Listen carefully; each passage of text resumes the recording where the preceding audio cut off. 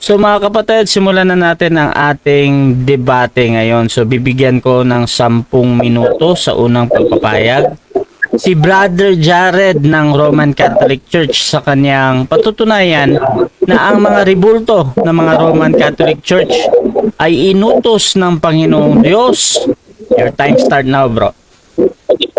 Yan, magandang araw at mapagpalang kapistahan ni San Lazaro, San Marta, at ni Maria Magdalena. Muli mga kapatid, nandito na naman tayo sa ating pinag-uusapan na topiko na paulit-ulit binabato at paulit-ulit pinararatang ng mga protestante, ng mga heretiko, ng mga umurong sa pananampalataya gaya ng sabi ni Apostol Pablo sa 10:34 ng Hebreo. Ating basayhon.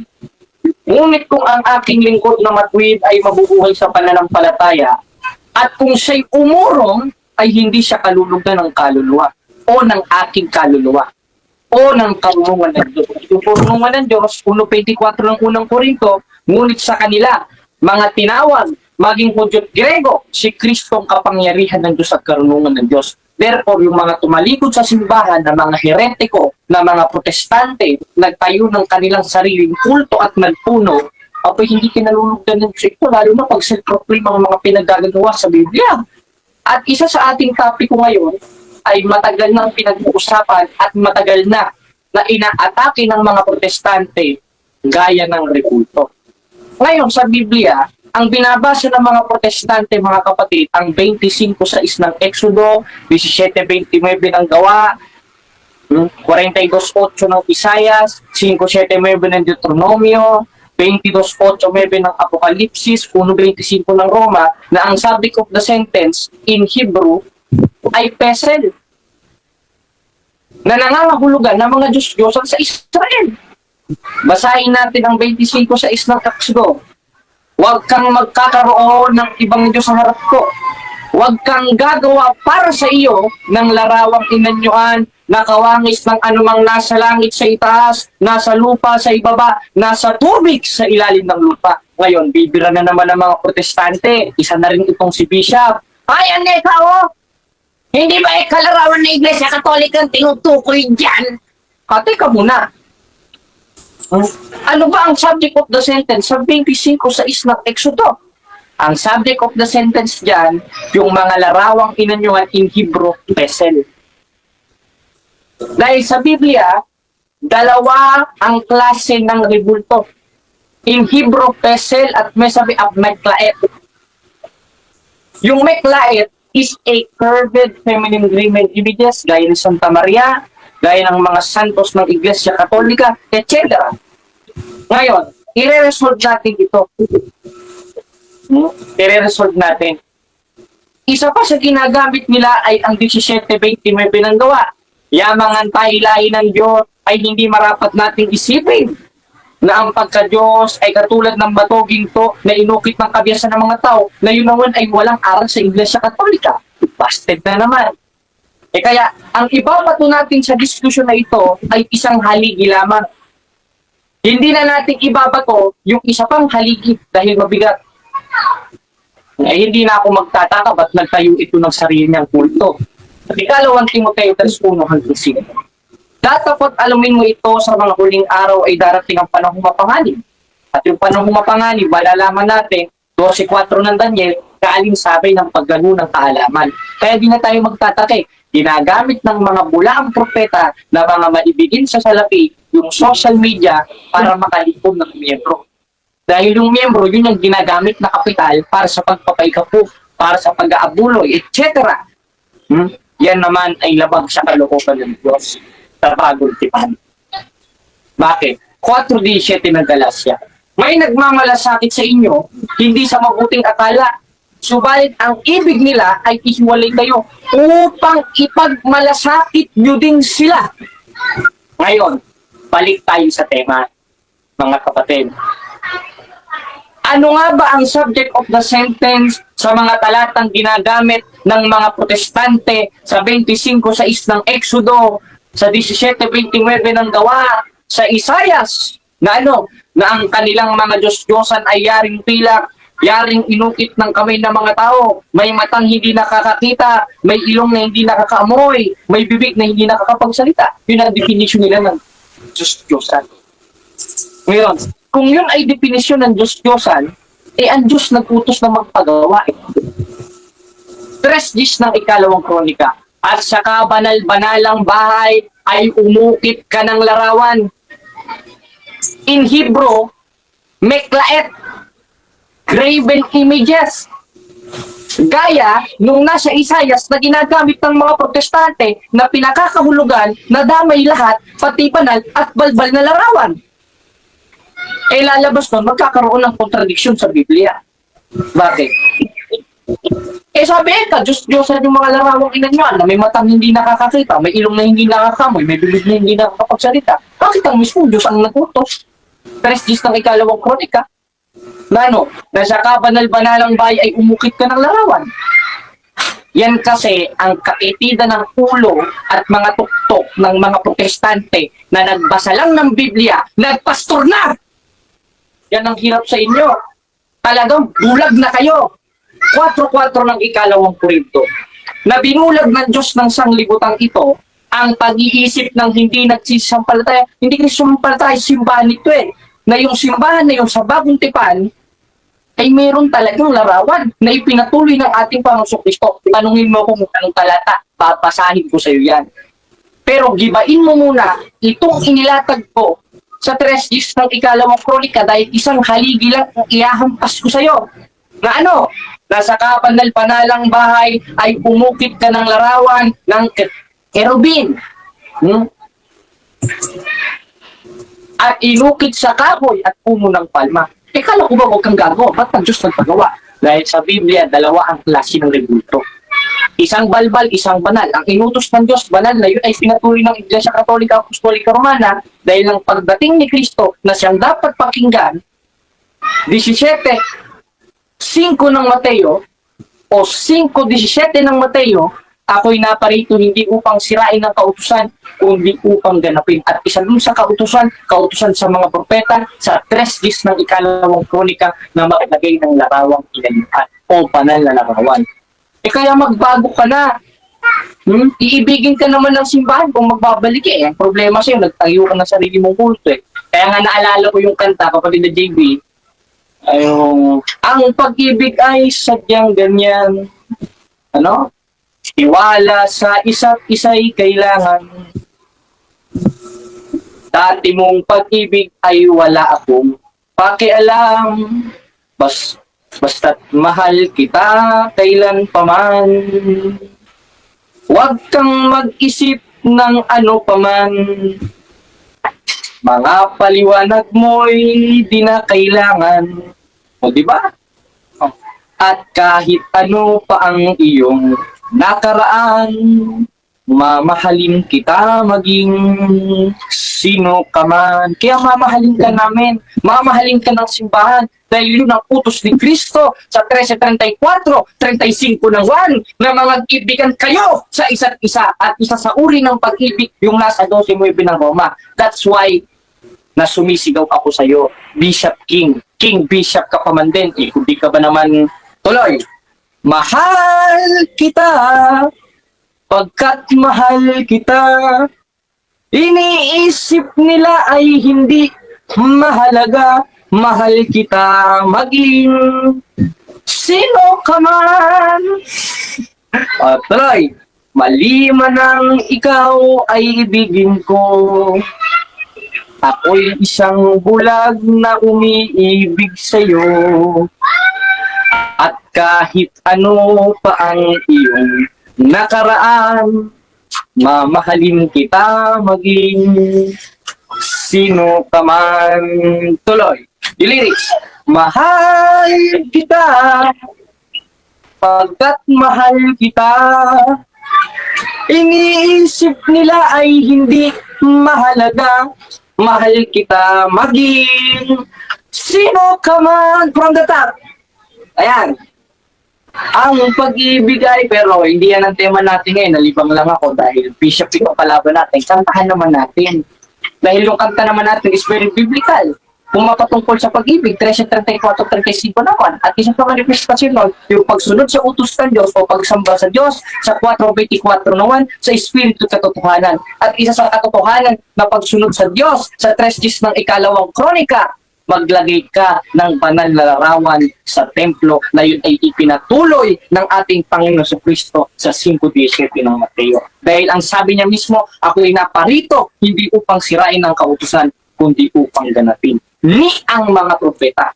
At isa sa ipinatuloy ni Kristo, yung paglalagay sa templo ng larawang inanyuan sa konteksto ng 5:17 ng Mateo at 3 ng ikalawang kronika. Yun lang, kapatid na rasya, at i-wave na natin ang time. At lahat ng sinabi ko, yun ang itanong mo sa akin kung super 100% o I am 100%. Okay. So, dyan nagtatapos mga kapatid ang unang pahayag ng ating affirmative. Brother Jared ng Roman Catholic Church. Dako tayo sa unang pagtatanong ng ating negative. Bishop, 7 minutes para sa iyo. Your time start now. Good morning sa lahat. Tsaka,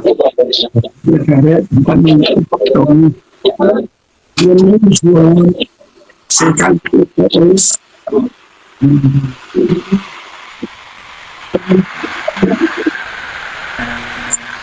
Bishop, wala kang boses, Bishop.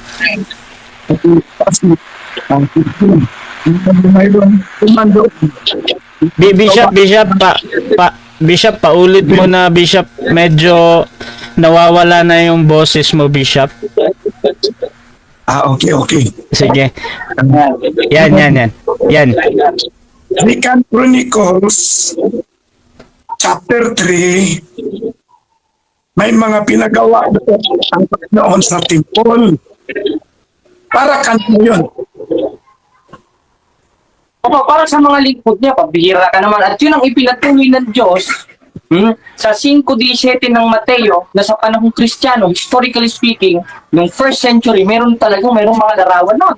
Dahil sa Biblia, dalawa ang klase ng larawang inanyuan. Isang banal at isang balbal, in Hebrew, Piset at Besabe. Kaya yung inutos, para sa mga lingkod ng Diyos. Na 3 ng ikalawang kronika, sa Next kabal-banalang question. bahay. 20 seconds. Next question na. Baka naman, ipati mo naman ako. Okay. Pinagawa yun sa temple ng Solomon. Sana yun ngayon ang temple ng Solomon. Objection, moderator. Huwag niya sa aking ipahanap dahil hindi naman ako Google Map.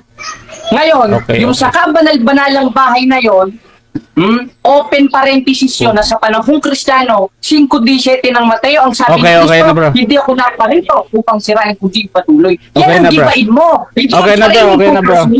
Ganito, bro. Baka naman, Wait lang, bro, Jared. Bishop, counter objection muna, Bishop. Meron ba?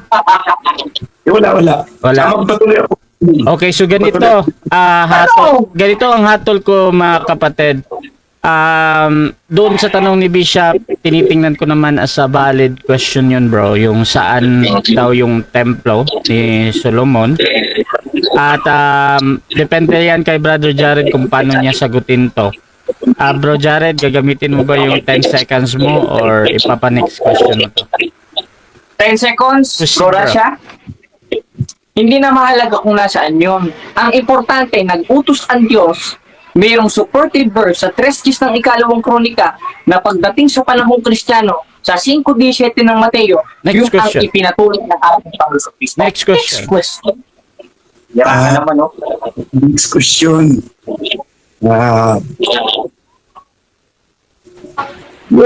Kung yan ay hindi mo makita kasi para sa iyo hindi na mahalaga, paano yan na ang images na yan ay talagang gawa yan para sa templo? Ayan. Anong tanong, moderator? Ulitin, i-replace ko ng tanong ko. Sige, Bishop. Saan ba pinagawa or para saan yung ginagawa ng mga images? Sa templo or kahit saan-saan lang? Okay, para saan daw? Sa templo? Sa templo at ayon sa katuruan ng mga apostol, sa kanilang tradisyon, sa 2:15 ng ikalawang Tesalonika, sa bahay. Kaya nga ang sentido sa Objection, 3:15 ng objection ikalawang muna. Tesalonika, Objection muna, bro, Jared. kapanay-panay ng bahay. Wait Next lang bro. question. Wait lang bro, Jared ha. Bishop, ano yung objection mo na, Bishop? Ano? Wait lang, Oo. Jared. Pa tayo sa New Testament, dadaan tayo doon, pupunta tayo doon. Ang Ano? ang command dyan sa 2 Chronicles 3:10 following, papabayan sa templo or kahit saan-saan lang. Okay, okay, Huwag okay. mo, Okay, wait lang, Bishop ha. Okay, okay. So, ang objection dito ni Bishop, yung pagbanggit mo ng New Testament plus doon sa kanina pa pinapaliwanag niya. I think tutol siya sa pagpapaliwanag mo. Brother Jared, meron ka bang counter objection dito or hahatol Ang na? counter objection ito, moderator. Proceed. Huwag ka sasabihin dadaan tayo dyan dahil ang tema natin ayon sa Biblia, Okay. hindi ayon sa lumang tipan na Biblia. That's why I read the book of Matthew in New Okay, Testament. okay. Ayusin mo naman tanong mo. Okay, so ganito. Wait lang, okay na bro, Jared. Okay na bro. So ganito. Ang hatol ko dito, si Brother Jared sumagot naman doon, Bishop, ng sa bahay daw. At tinatanggap ko yon as a valid answer, Bishop. Doon sa pagpapaliwanag, I know, hindi ka sasang-ayon dyan. Pero mamaya, i-rebut mo na lang yan. Basta, kahit pa yan ay tama or nagsisinungaling si Brother Jared sa kanyang sagot, tinatanggap pa din yan sa moderator as a valid answer, ha? So, Brother Jared, dahil naputol ka doon sa pagsagot mo, bro, kung saan yung mga rebulto nasa templo ba daw or nasa labas. Proceed ka, bro, sa 20 seconds na sagot mo. Sa 3:10 ng ikalawang kronika, ang subject of the sentence dyan, kabanal-banalang bahay o templo. Malamang sa templo. Pero sa panahong Kristiyano, inireform na yan sa 5:17 ng Mateo, kaya naisulat at ipinangaral ng mga apostol sa 2:15 ng ikalawang Tesalonika, yung apostolic tradition, Next question. na naisulat sa kanilang Next na question. kahit dito. pwede Next na. question na. Next question. Yung ka naman. na sinasabi dyan sa 2 Chronicles 3:10 ay parehas lang sa image ni Mary, image sa mga saints, at image ni Jesus Christ in the New Testament.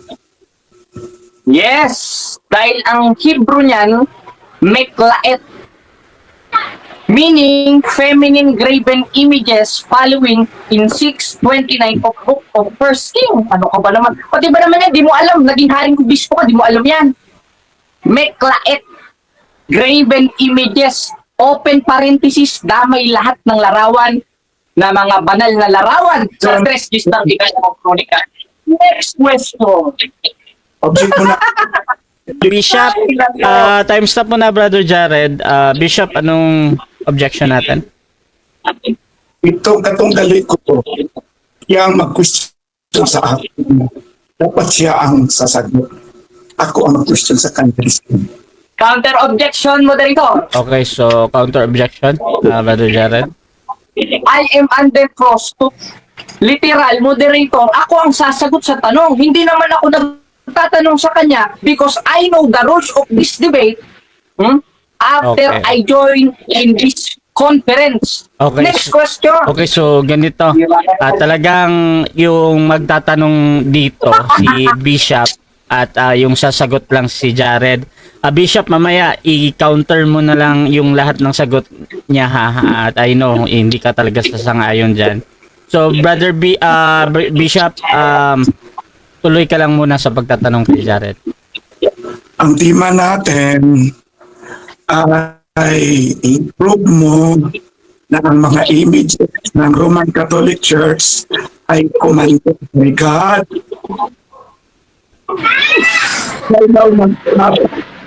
Na ang image ni Mary ay commanded. Okay, saan daw, Brother Jared? Ando na nga mismo, kapatid na Russia, moderator, ano? Nandun na mismo sa sentido in Hebrew sa 3 ng ikalawang kronika na lo taasel lekka meklaet. Meaning, graven images, open parenthesis, kasama sila Maria doon. Ano ka ba naman? Pabira ka naman. Oh. Next question. Next question. Ayusin mo naman. Hirapan mo naman. Wait lang, Jared. Bishop. Okay na, bro. Sige, Bishop. Bakit natin kasama si Maria na during 2 Chronicles 3:10, wala pa si Maria dyan. Okay, bakit daw? Moderator, objection. Objection, bro? Time stop? Ano Ang- objection? Ang karapatan niya magtanong, hindi magpahayag because I am Okay, under okay. cross-examination. Tingnan mo itong obispo na to, natataranta na. Okay, Hindi na okay, alam yung okay. gagawin. Okay na, Brother Jared. Bishop, counter objection, proceed. Klaro naman na tanong yun. Yes. Ang question ko nga, ang tanong, Okay. so i-represent na. Okay, so, ito. Okay, thank you, Bishop. So, ito, ganito, Brother Jared, ang tanong ni Bishop dito, bakit daw kasama doon si Maria kung si Maria ay wala pa daw doon sa Chronicles? So, nagtatanong siya, bro. Proceed ka dito sa sagot, Brother Jared. Sige, ngayon, tama naman, wala naman talaga si Maria dyan eh. Pero ginamit ko yung solid references to clarify na Andos ay nagpagawa ng larawan in Hebrew meklaet. Open parenthesis, konsiderado as feminine graven images. Ano ba si Maria? Feminine o men? Feminine yan eh. Nasa panahong Kristiyano, 5:17 ng Mateo, ipinatuloy ng atong Ginoong Heso Kristo. Next question. Next question. Hirapan mo naman yung tanong, obispo ka. Next question. This question, saan mababasa sa Biblia ang proof ng narawan images ng mga santos ay bigkat? Eto, moderator ha. Sa 3 ng ikalawang kronika, andyan na mismo, hindi niya maigiba-giba, nagpagawa ang Diyos ng larawan ng kerubin. At yung kerubin, hindi naman pwedeng balbal yun. Siyempre, banal yun. Time. 7 minutes time na, bro. Napatunayan natin. Time na, bro. Time na, bro. Okay, so dyan nagtatapos, mga kapatid. Pamute mo na, Brother Jared. Dyan nagtatapos, mga kapatid, ang ating unang pagtatanong ng negative. So, bago natin puntahan ang presentation ni Bishop, dako tayo sa ating mga comment, mga kapatid. So, shoutout muna sa ating nasa live. Nandyan si Big Boy Salinas. Hindi naging MCG ay si Jared. Suhay yan. Shoutout din, mga kapatid, kay Antonio Oria Soto. Bot. Shoutout din kay Shian Magpale. Walang mayabang sa MCGI pero si Soriano hindi ba yun mayabang? Mayabang pero hindi sumipot sa debate nila Father Darwin. Shoutout din kay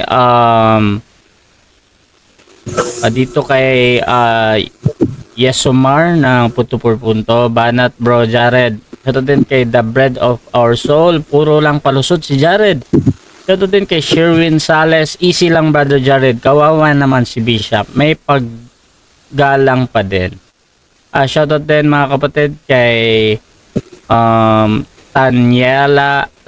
Tanyerla Jan Ira. Sunod ka, Jared, sa rules.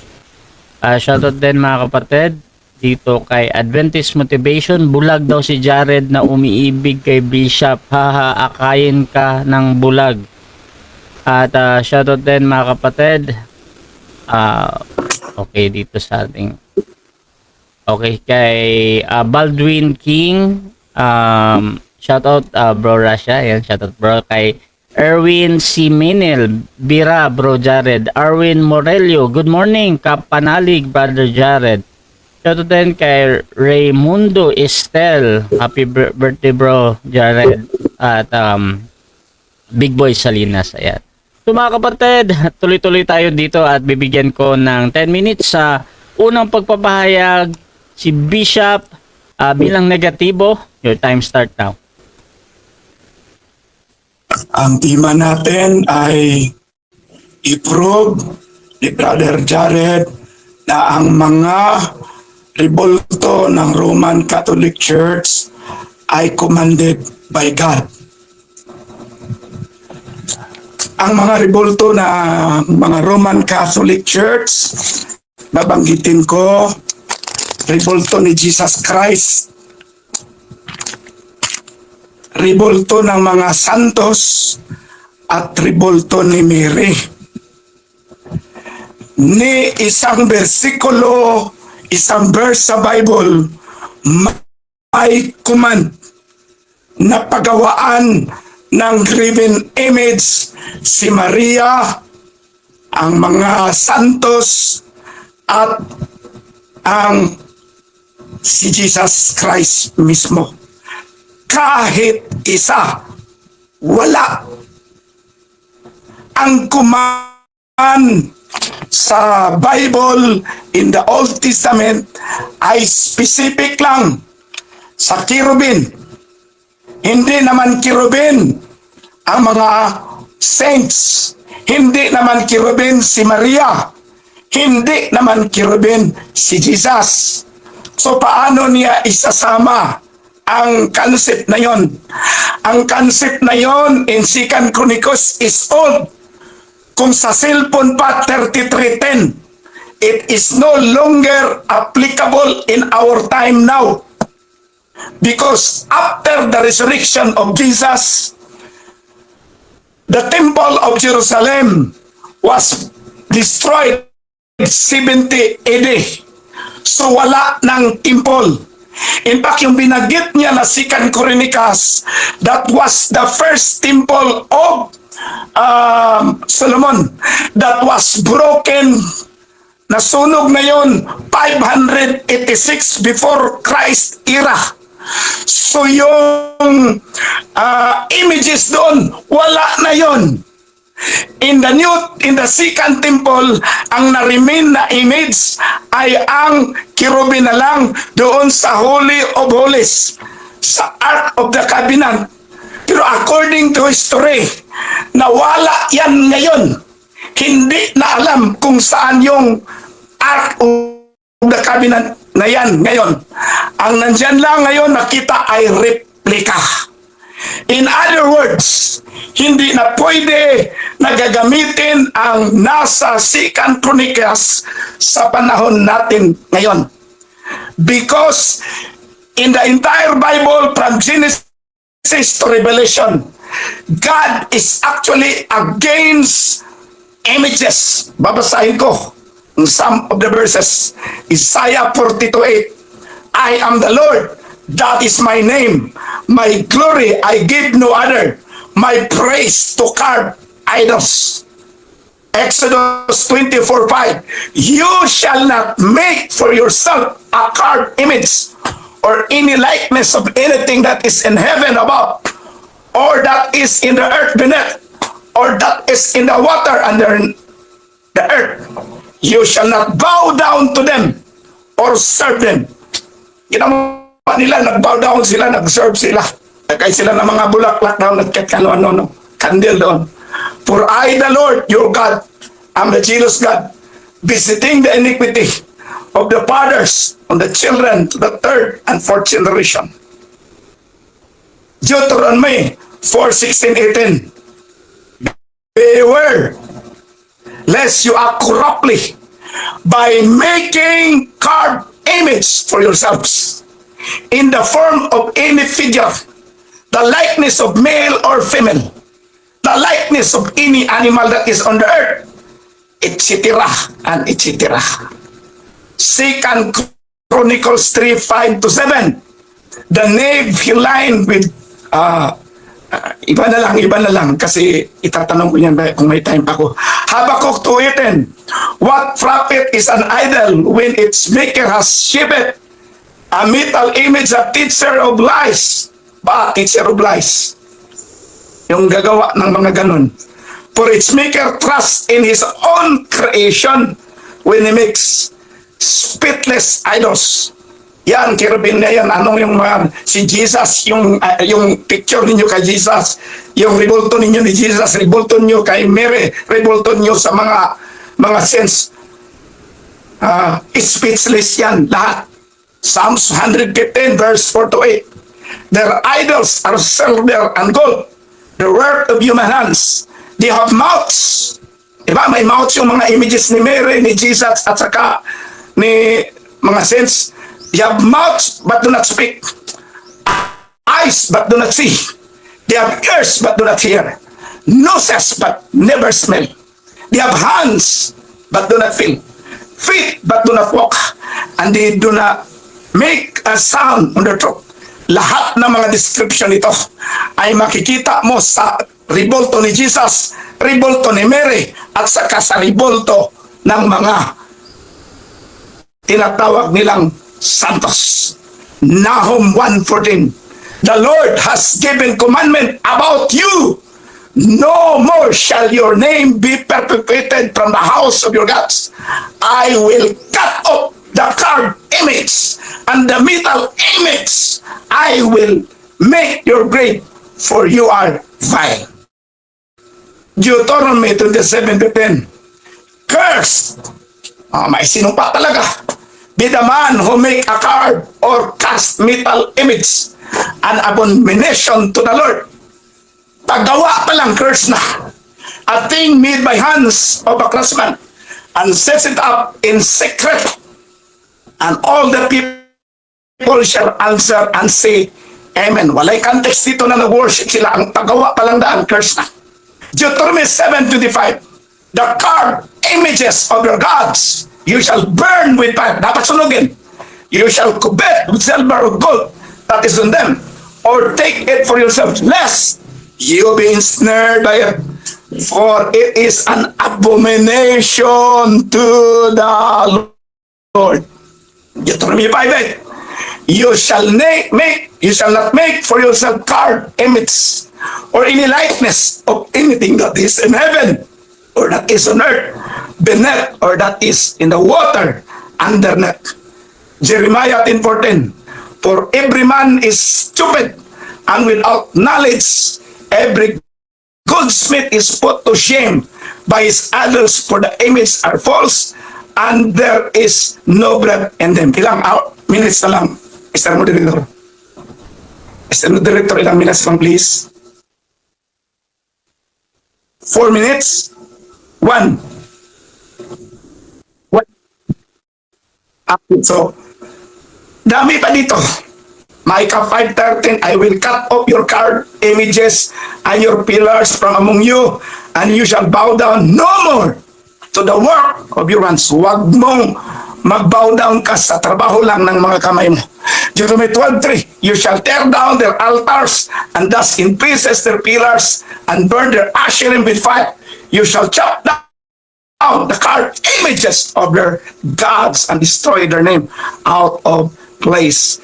Isaiah 30:22, then you will defile your carved idols overlaid with silver and your gold-plated metal images. You will scatter them and you will see them be gone.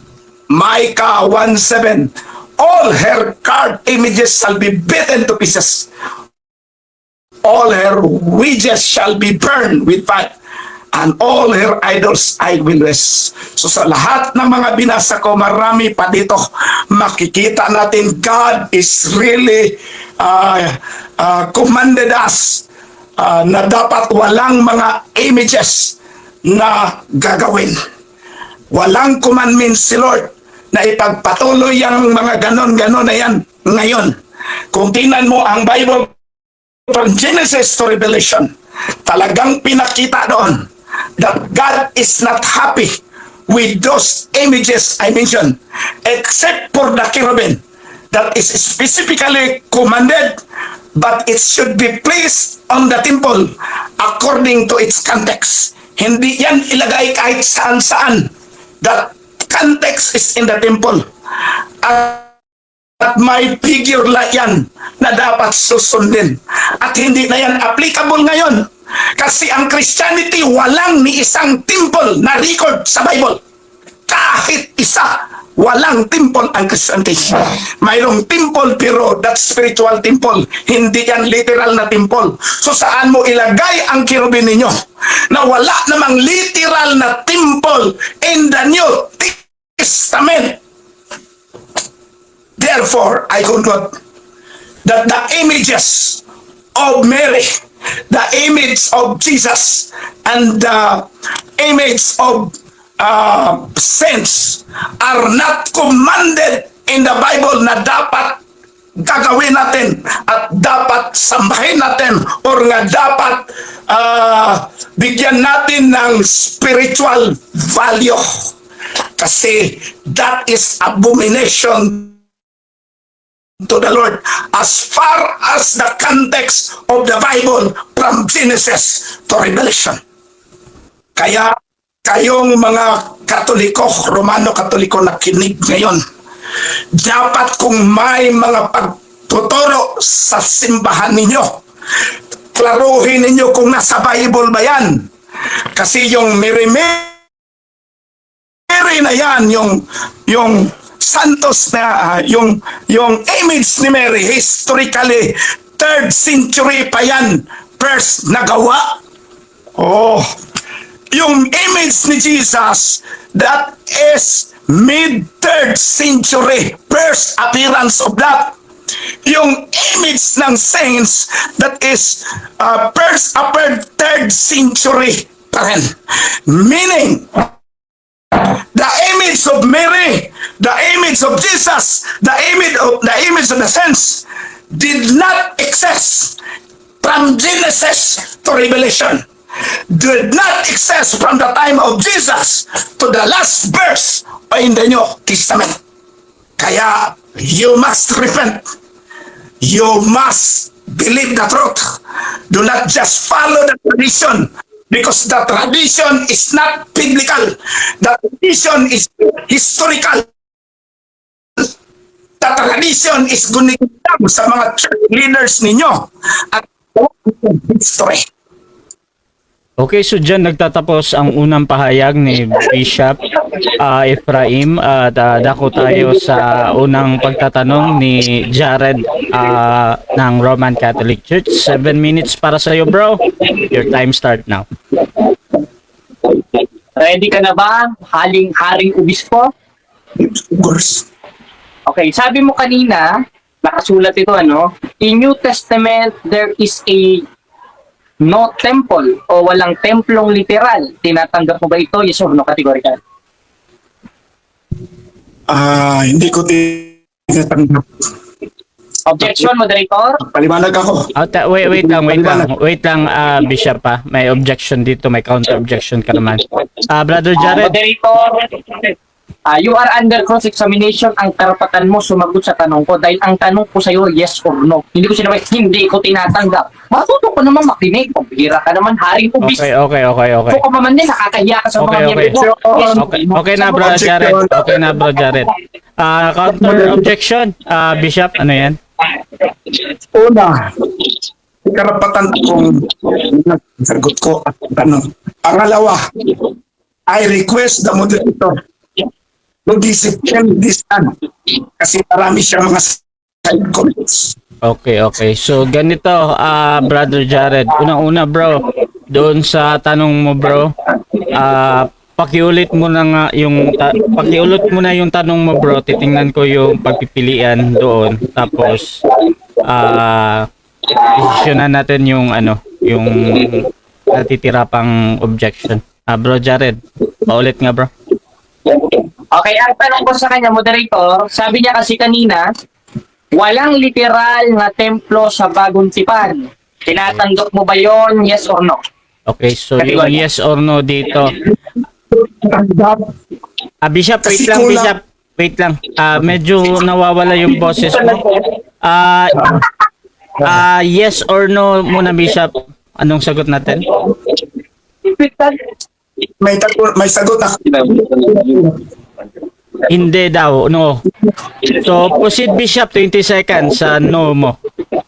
Hindi ko tinatanggap kasi ang sinasabi ko, there is no literal temple in the New Testament after 70 AD.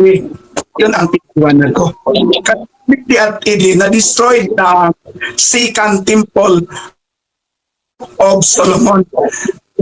Romans invaded Jerusalem. Next question. Okay, sabi mo kanina, walang literal. Sabi sa 2:46 ng gawa, at araw-araw silang nagsisipanatiling matibay at nagkakaisa sa templo. Tanong, sinong mas matalino sa inyo ni Apostol Pablo? Ikaw na nagsasabing walang templo o si Apostol Pablo na nagkakatipon kasama siya sa templo? Categorical. Question, Bro, Bishop Ephraim? question and there is no correct answer to the wrong question. Okay. Ulitin niya ang dalawa na ko. Hindi bro, hindi Bishop, wait lang Bishop. Sa ano muna to, sa objection. Ang objection mo sa naiintindihan ko ay mali yung tanong ni Jared, 'di ba? So, Exactly. okay. So dito naman, may counter objection ka ba, Brother Jared, before ako hahatol? Ito ang counter objection ko. Pag sinabi niyang mali ang tanong ko, siya na yung unang-unang nagkakamali dahil pinapalo up ko lang kung ano yung sinabi niya. Okay. Na sa bagong tipan ay walang literal na templo. Okay, Kaya pinalo up ko, moderator. Okay na bro Jared. Okay na bro Jared. Ganito, ito yung decision ko dyan sa tanong na yan. Isa lang, Bishop, wait lang ha. Ito yung hatol muna sa objection. So objection kasi, sa moderator kasi, hindi ako judge dito kung ano yung tama or mali ha. Kahit pa para sa iyo, Bishop, ay mali yung tanong ni Brother Jared. Sa moderator kasi, tinitingnan yan as a valid question pa din. Ngayon, meron naman tayong 10 seconds na pagsagot kung talagang merong something dun sa tanong na hindi mo masagot ng direkta ng yung question na yon. Pwede ka magpaliwanag ng 10 seconds. So, Bishop, gagamitin mo ba or dun ka sa pagsagot ng 20 seconds? Okay, 10 seconds, Bishop. Proceed ka lang sa paliwanag mo agad. Ang tanong niya, mas marunong si Paul at sa okay. Balik kasi yung tanong na yun. Kasi mo, namit niya. That was written before the fall of Next question. Jerusalem. 10 seconds. Next question. Question. Sunod na tanong. Sabi mo kanina, walang literal na templo. Sa 2:46 ng gawa, ano yung pinagkakatipunan ng mga apostoles at mga alagad? Templo o bahay nyo? Categorical. Templo yan. But that was 70 AD. Meaning, sinulat yan, hindi pa na-destroyed ang temple. Ano ka ba? Next question. Sunod na tanong. Binasa mo kanina yung nasa Isayas na ang mga Diyos-Diyosan ay may matang hindi nakakita, may ilong na hindi nakakaamoy. At sinabi mo rin kanina, na walang pinagawa ang Diyos na larawan ng mga santos. Tinatanggap mo ba ito? Yes or no? Hindi ko tinatanggap ito. Kasi Paliwanag. kulang ang gusto mo. Kulang ang gusto mo. Next question. Sunod na tanong. Pinag-aralan mo ba ng mabuti ang 24:3-5 ng Exodo? Yes or no? Nag-aralan.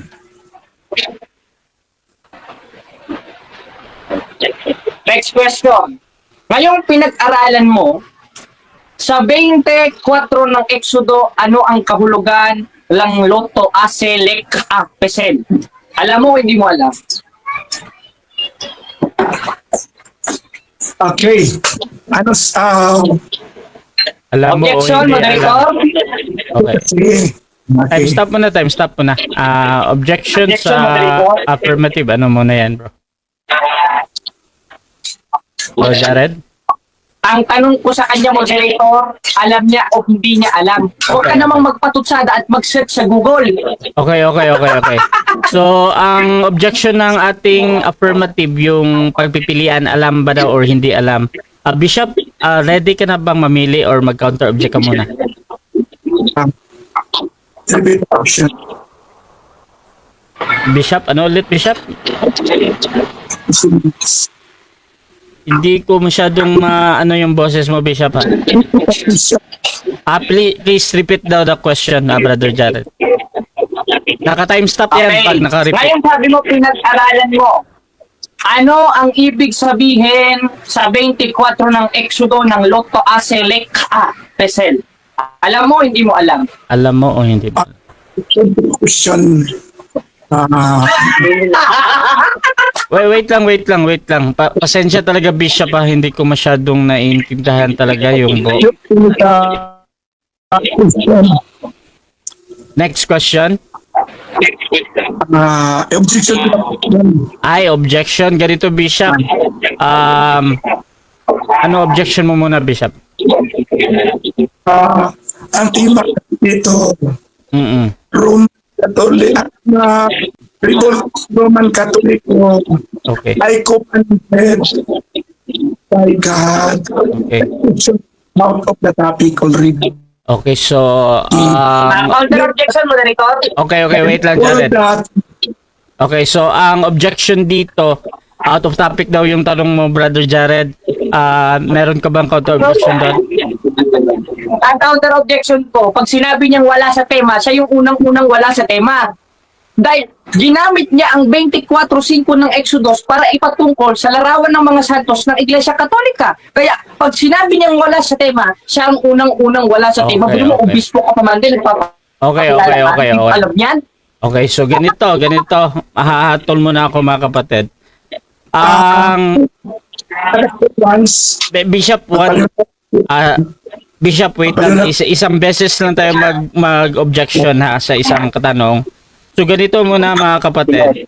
Ang ginamit kasi dito patungkol sa rebulto at basta out of topic talaga. Tinatanong ko muna sa nagtatanong kung ano yung kinalaman doon sa topic. Brother Jared, yung tanong mo, anong kinalaman yan sa pinag-uusapan natin?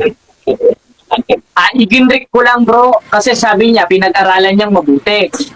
Ngayon, tumutukoy ang 24 ng Exodo sa larawan daw ng Iglesia Okay. Katolika na bawal gawin. Kaya ang tanong ko sa kanya, moderator, ano ang kaulugan ng Lota Aselek Pesel? Okay, so sa akin, mga kapatid, sa moderator, tinatanggap ko yan as pasok naman sa pinag-uusapan dahil dun sa larawan o rebulto na yan, na verse na yan.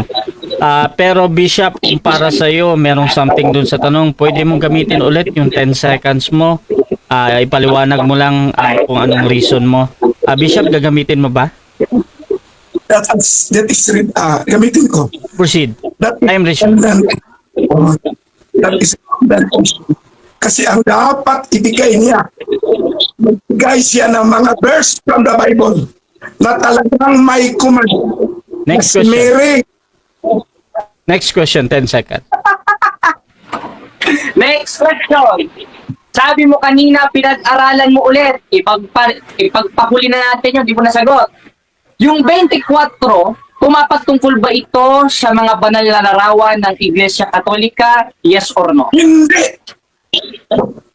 Hindi. No. Paliwanag. In the past, Roman Catholic, pwede ba magsabi? Yes, bro. Roman Catholic, lately na, ang layo ng agwat ng taon. Bakit dumating ang Roman Catholic Church yan sa Exodus? Ang layo dyan. Next question. Ginamit mo yan para ilaban sa Iglesia Katolik. Tapos sasabihin mo, nung kinalaman. Ito, Tanong lang. tanong, moderator. Bro, Jared, tanong. Sige, moderator. Patanong, pasensya na. Ngayon, sabi mo, pinag-aralan mo uli. Sa 24 at 3, ano ang kahulugan ng Elohim Akharem? Alam mo o hindi mo alam? I can research that anytime.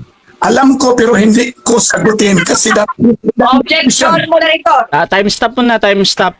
Objection, affirmative, ano yan? You are under cross-examination, Bishop. Itong objection ko, moderator. He is under cross-examination. Therefore, answer my question categorically because my question, you know the meaning of the Elohim Akherem? Yes or no? Okay.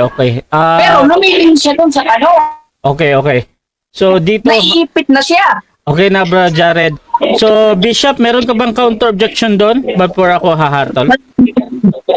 hindi namin word meaning itong debate namin. Okay. That's issue. Dapat ang gagawin niya, magbigay siya ng verses from the Bible na si Mary, mga apostoles, at si Jesus na mga images ay Okay. commanded by God. Okay, so ganito ang hatol ko. Ang tanong kanina kasi ay alam o hindi, Brother Jared, sa unang narinig ko ha. So ang sagot naman ni Bishop, alam niya at he can research anytime daw.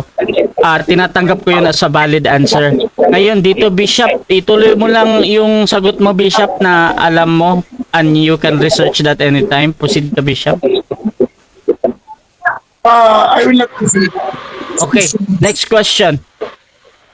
Next question. Sabi mo kanina, walang rebulto ni Maria sa 3 gis ng ikalawang kronika kahit sa diwa at sa 6:29 ng unang hari. Tinatanggap mo ba ito? Yes or no?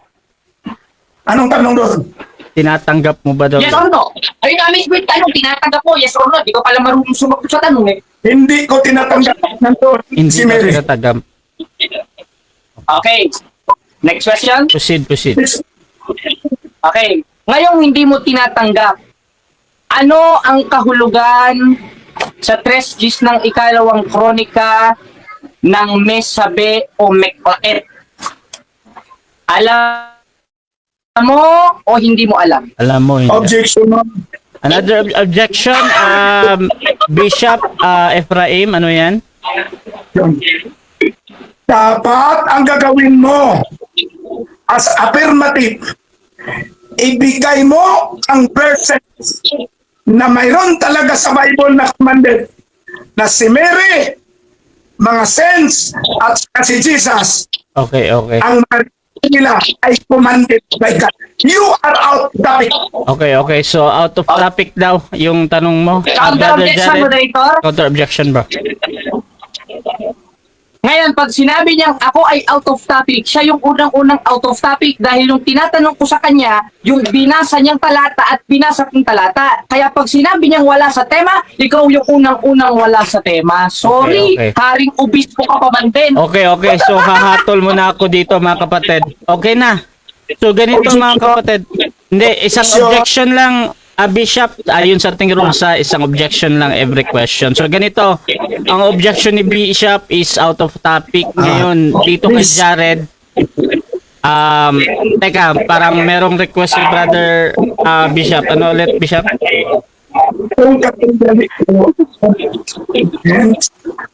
Okay.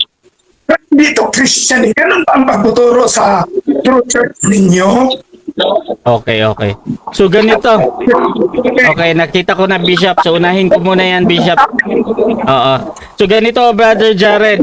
Medyo na-offend si si Bishop doon sa mga pagbanggit mo sa kanya pag sumasagot ka sa huli. However, dito, Jared, habang binabanggit mo yan, hindi ka nakakalabag sa rules ko. However, I request na si Bishop kasi na-offend doon sa ginagawa mo. Pero wala kang nilalabag sa rules ko, bro, ha? So, dito mga kapatid, sa ating tanong ni Jared, Bishop, tinatanggap ko yan as a valid question doon sa binigay na talata kanina pa at nababanggit naman yan. However, kung para sa'yo ay out of topic yan, you can use 10 seconds. Bishop, gagamitin mo ba? He is Proceed. wasting time. Hanggang ngayon, hindi pa siya nagbigay na kahit isang ebidensya na ang mga rebulto ng Roman Catholic Church ay Next commanded. question. 10 seconds. Next question. Sunod na tanong. Sabi mo kanina, kailangan kong patunayan na ang rebulto ng mga santos is commanded by God. Tanong, premise yun ha. Ito muna sa sagot.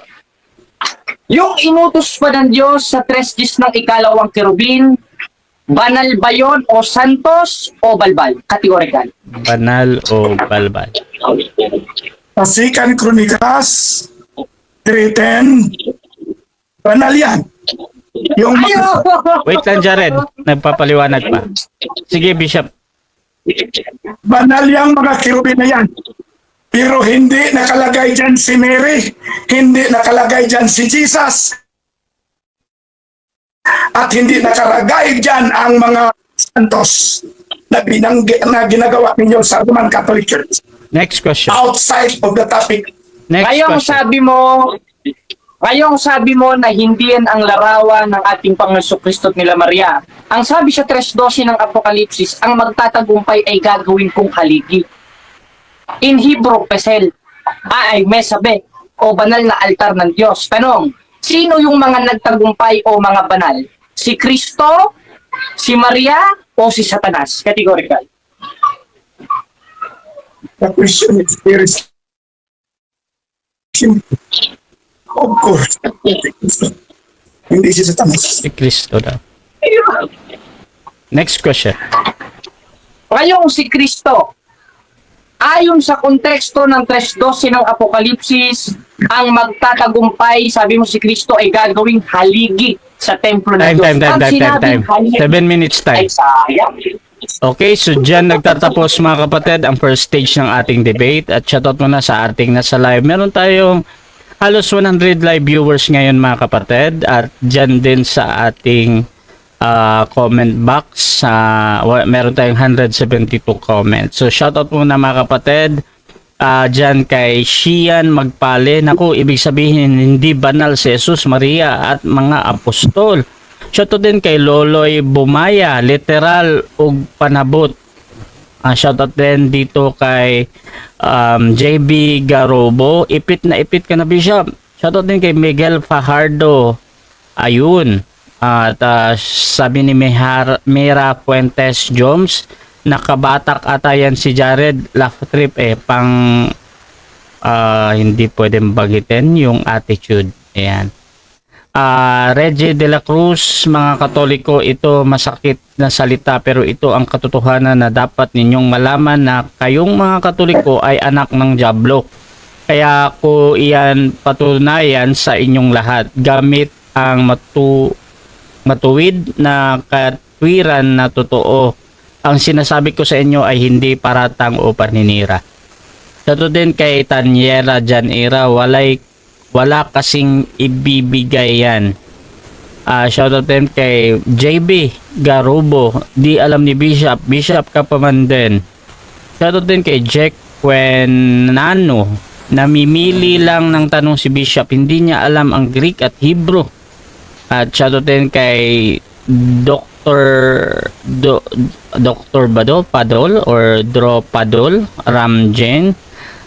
Ito ba yung bishop sa kanyang ilusyon, yung nagsuot ng kapat corona? Kawawa naman, self-proclaim na naman. At Big Boy Salinas, ayan. So mga kapatid, tuloy-tuloy lang tayo dito sa rebuttal at dako tayo sa rebuttal ni Brother Jared bilang affirmative. Your time start now, bro. 10 minutes. Ako na ba, Bro Rasha? O ngayon mga kapatid, nakita naman natin kung paano siya maipit. Sabi niya kanina, pinag-aralan niya. Kung pinag-aralan, ba't di mo alam? Biruin mo, obispo ka pa man din. O baka sabi mo, may personal, obispo ka naman talaga, di ka naman obispapa. O ibis gay. Kaya ngayon mga kapatid, napatunayan natin na ang Diyos mismo nagputos, gumawa ka ng larawan at banal na larawan iyon. Katunayan, hindi niya maigiba ang 3:10 ng ikalawang kronika na isang talatang binasa ko lang para patunayan. Siya, ang dami niya ng binasa, nag-check sa Google. Binasa ang 42:8 ng Isaiah. Binasa ang 25:6 ng Exodo. Kawawa naman itong obispo na ito. Kumokopya sa Google. Pagpasensyahan niyo na mga kapatid. Tuwan-tuwa ako. Sobrang saya ko sa diskusyon na ito. Like akala ko bigating. Yung pala bigating. Kaya muli mga kapatid, ngayon i-clarify lang natin ang kanyang mga binasa Gaya ng andito sa i-rebat lang natin to, rebuttal stage ito, no? Nawawala tayo sa focus dahil natatawa tayo. Ngayon, yung kaninang mga binasa niyang talata na wala daw libunto ni Maria, isang malaking kasinungalingan yun. Dahil sa 3 gistang ikalawang kronika, konektado siya sa 6:29 ng unang hari na isang templo lang rin ang pinalagyan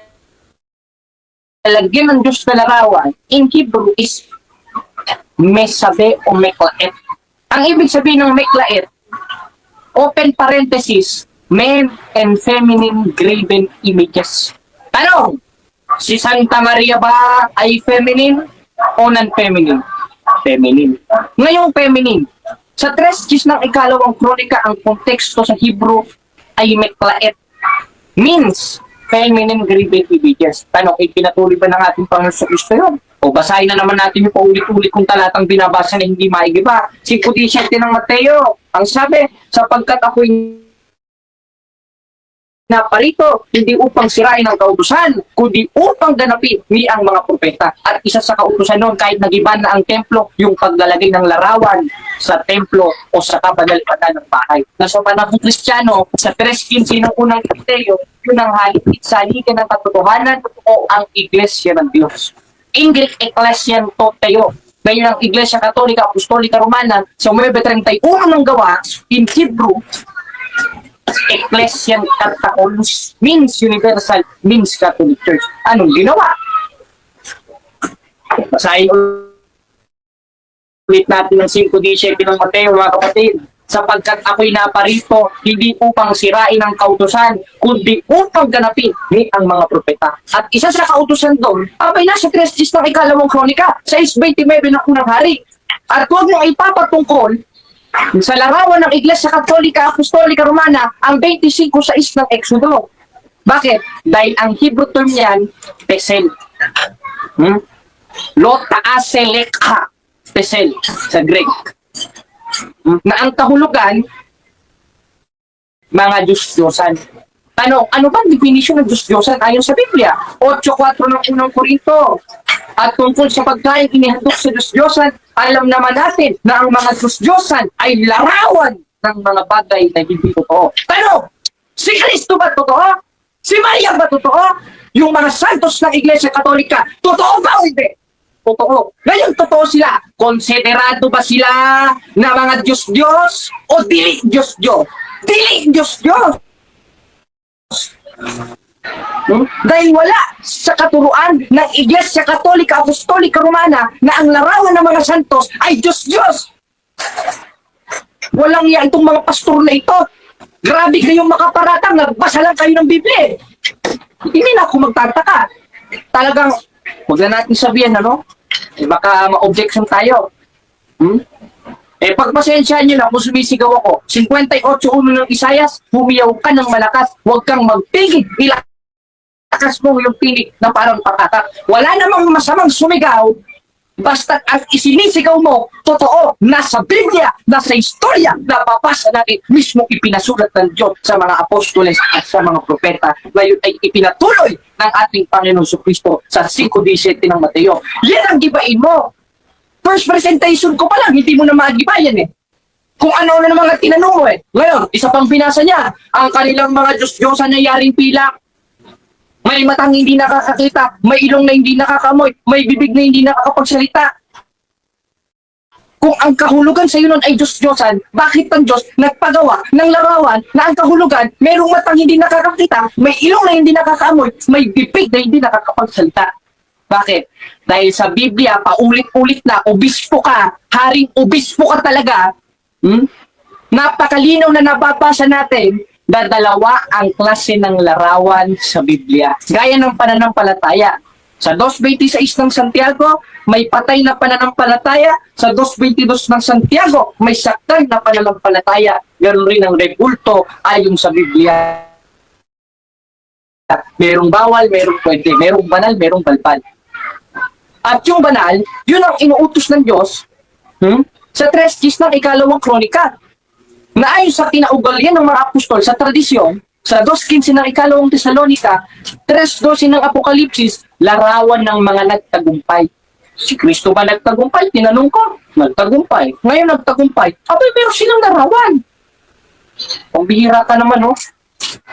Bakit? Dahil ipinatuloy ni Kristo ang kautusan sa 5:17 ng Mateo o kautusan gaya ng paglalagay ng mga larawan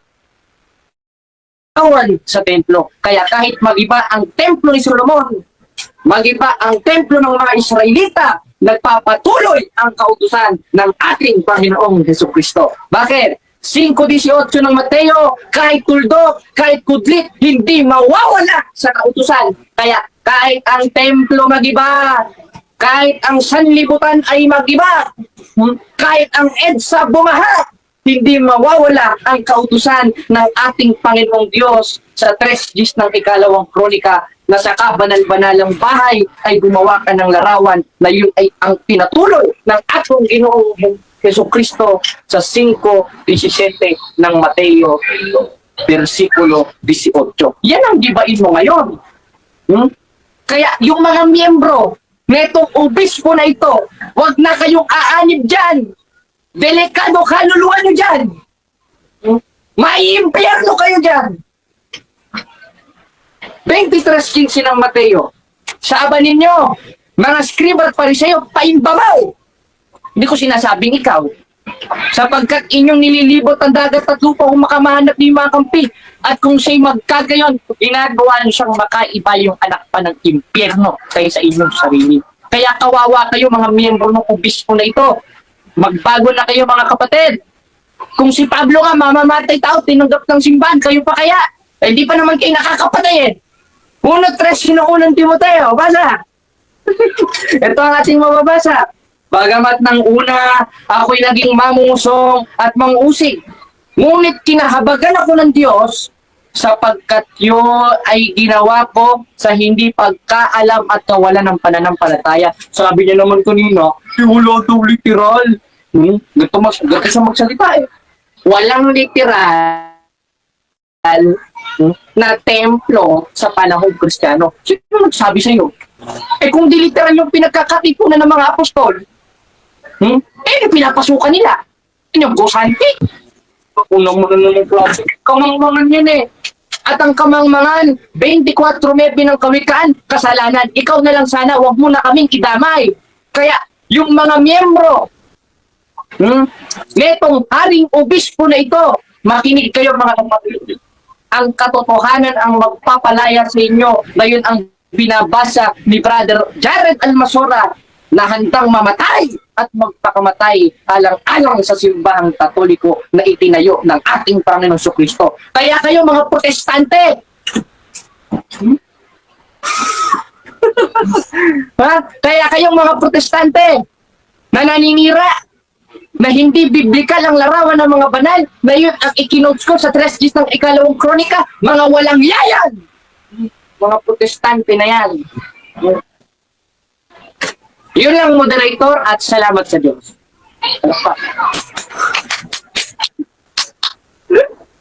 Diyan nagtatapos mga kapatid ang rebuttal ng ating affirmative. Dako tayo sa second cross ni Bishop Efrain dito. Pwede niya niyang itanong lahat, inilatag man or hindi inilatag. So Bishop, 7 minutes, your time start now. Tanong. Sabi niya, si Jesus ay niya, because come not to know on the prophets, but to confess him. So, ang command prophet na daw may graven image, binulfill ba ni Jesus o hindi? Ano tanong niya? Feel ba daw? Moderator, hindi ko na-clarify dahil ang hina ng araw. Paulit na lang, naka-time stop naman. Bro, Efraim, paki-ulit bro, yung tanong. Sabi niya sa 5:17 na ipapatuloy ni Jesus ang law and prophets. Ibig bang sabihin dyan na ang command not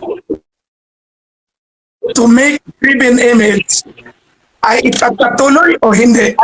categorical Andiyan na question. mismo, pagpapatuloy na sa 5:17 ng Mateo, ano Pagpapatuloy bang gusto marinig dyan? Bishop Ephraim, andiyan na nga mismo basahin natin. 5:17 ng Mateo, sapagkat ako'y naparito hindi upang sirain ang kautusan, kundi upang ganapin. At isa doon, yung nasa 3:10 ng ikalawang kronika. Yan ang gibain mo. Kanina pa yan, hindi mo maigipa-gipa Puro ka palikuli. Next question. Mo. Next question. Grabe mo. Na dapat hindi talaga kayo gagawa ng graven image. Si may prohibition in the Old Testament, hindi kayo gagawa ng graven image. Bakit pinapatuloy pa ninyo? Okay, bakit Anong daw? tanong? Bakit daw pinagpatuloy pa ninyo? Bakit pinagpatuloy? Hindi naman kami nagpatuloy, si Kristo nagpatuloy Dahil in Old Testament, wag ka sasapaw, ikina-clarify na dalawa ang klase ng ribulto. In Hebrew, pesel at mesabe. At yung mesabe, yun ang ipinatuloy namin sa 19:21 ng Isaias. Huwag mo gagawin sa amin yung 25:6 ng Exodo na law sa mga Israelita na huwag kang gagawa ng Next larawang question. kinanyuan. Dahil ang nasa Hebrew, Next question na. law 50 sa- seconds. Okay. Next question. Hirap-hirapan mo naman. Next question. Ang ang ibig bang sasabihin na pinagpatuloy, kaya bawa kayo ng image ni Mary, ni Jesus, at ng mga santos? Anong tanong? Yun, diba? Yun ba daw yung Tama o ibig mali? tama or mali ba yung ibig sabihin nyo magpatuloy sa paggawa ng kay Maria, kay mga santos? Tama, moderator, ayon sa apostolic tradition sa 2:15 ng ikalawang Tesalonika. At isa doon yung nasa hula sa 3:12 ng Apokalipsis na ang magtatagumpay ay gagawin kong haligi sa aking templo. Sino ba mga nagtagumpay? Huwag mo naman sabihin na impyerno si Maria. Huwag mo naman sabihin na impyerno ang mga santos ay mga banal ngayon. Kasama sa piling ng Diyos. 3:1 ng Colossus, gaya ni Kristo na nakaupo sa kanan ng Diyos. Next question. Hirap-hirapan mo naman yung tanong. That is very elementary Next question. question. Ito high school question or college question. Next question. Ang binabanggit sa Revelation na haligi, yun ba ang image ni Mary, ni Jesus, at ng mga santos? Yun ba Ano daw? tanong? Yun ba daw yun, yung haligi sa Revelation, yan ba daw yung image ni Maria, ni mga santos? O basahin natin, 3:12 ng Apokalipsis. Ang magtatagumpay ay gagawin kong haligi sa aking templo. Kasasapaw Sabi mo kanina, nung under cross-examination ka, nagtagumpay si Kristo. Therefore, ikaw na mismo umamin na si Kristo ang subject of the sentence dito at mga santos kagaya ni Birhing Maria. Kaya kung kukontrahin mo yan mismo ngayon, sarili mo kinakalaban mo, Next hindi si question. Brother Jared. 20 seconds. Next question. May nabanggit ba diyan sa Revelation na image ni Jesus, image ng mga apostoles, at image ni Maria? Mayroon ba? Wala? Meron ba daw? Yes! Yes, kaso hindi letra por letra. Kung tatanungin mo kung letra por letra, kalaban ng mga apostol. Bakit? 3:6 ng ikalawang Korinto dahil ang mga apostoles hindi sa titik kung magbasa. Ngayon, ikaw na mismo umamin na ang tinutukoy dito sa 3:12 ng Apokalipsis, kahit i-back forward natin, na ang tinutukoy dyan ang mga santo, si Virgin Maria at ang atong Ginoong Jesucristo. Pag kinontra mo yan, kinakalaban mo sarili mo. Next question. Hirapan mo naman. Next Obispo question. ka. Magbigay ka ng kahit isang verse lang in the Bible na pinagpatuloy ni Jesus, at ang ibig sabihin sa pagpatuloy ni Jesus ay magawa kayo ng image ni Mary, ng mga apostoles, at ng mismo ni Jesus. Kahit isang verse lang. Saan sa Bible? O sige, moderator. O, sige. Hindi ito hindi challenge question ito. Pagbigyan natin, sakyan natin, nakakaawa naman Sa 5:17 ng Mateo, ang sabi ni Cristo, letra por letra ito, mga kapatid, mga kababayan, pati ikaw, ito sagot. Sapagkat ako'y naparito hindi upang sirain ang kautusan. Ano halimbawa sa kautusan? Sa 6:29 ng unang hari na ang kahulugan sa Hebreo ay meklait, feminine graven images, men graven Next images, gaya ng mga santo. Next question na. Hirap-hirapan mo naman ubispong hari, Next hari question. ng sablay. Next question na, bro. Next question na.